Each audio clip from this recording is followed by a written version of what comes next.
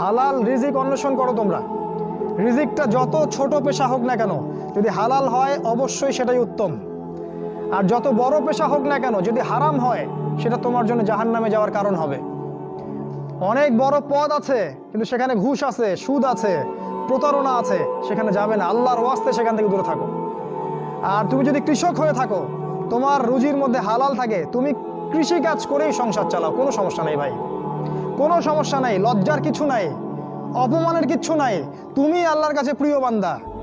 আল্লাহ পাক বলেছেন, ইন্নাল্লাহা তাইয়্যিব লা ইকবালু ইল্লা তাইয়্যিব। আল্লাহ পাক পবিত্র, পবিত্র রিজিক ছাড়া তিনি গ্রহণ করেন না। সারা জীবনের ইবাদত কবুল হবে না যদি আপনার রিজিকের মধ্যে হারাম থাকে। কিচ্ছু করার নাই, নবীর কথা পাল্টাতে পারবেন না। সারা জীবন সুদ ঘুষ খেয়ে বছর বছর হজ উমরা করবেন আর হাজী সাহেব লকব লাগাবেন, ওইসব করে লাভ নাই, আল্লাহর কাছে কোনো লাভ নাই। ওইরকম হজ আবু জেহেলও করতো।